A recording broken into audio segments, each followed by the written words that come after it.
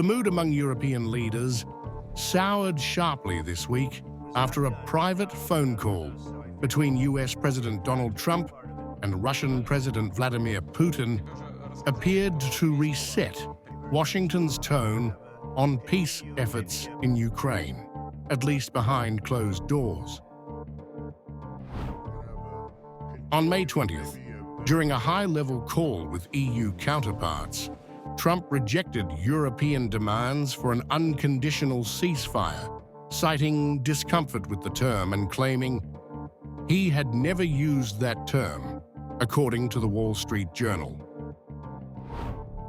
His remarks raised eyebrows across European capitals, especially given that on May 8th, Trump had publicly called for a 30-day unconditional ceasefire on Truth Social, highlighting a rapid shift in tone following his 2-hour conversation with Putin just a day earlier.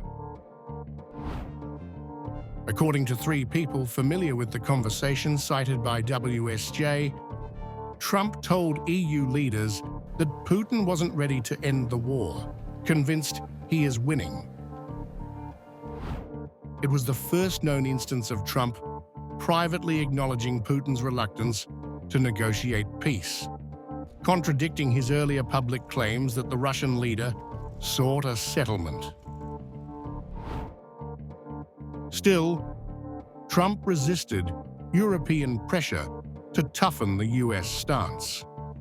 A day before the Putin call, he had floated possible sanctions against Russia if a ceasefire was rejected, WSJ reported.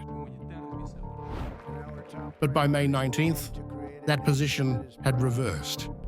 After speaking with Putin, Trump proposed launching lower-level negotiations between Kyiv and Moscow, possibly at the Vatican. Some EU officials pushed back, insisting any Vatican-led talks begin with an unconditional halt to hostilities. Trump, however, opposed the phrasing and urged its removal from the framework. According to WSJ, European leaders ultimately conceded. Moscow appeared to take notice.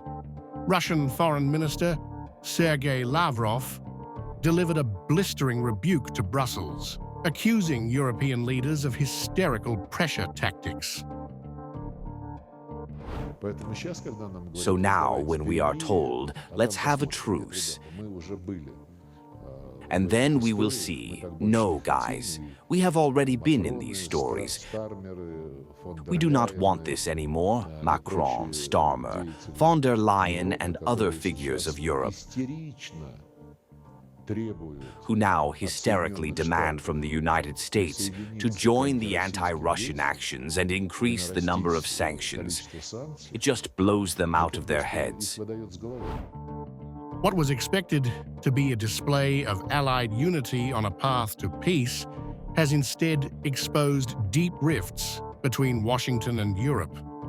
Rifts made starker not just by Trump's rhetoric, but by the echo of Putin's influence on the call.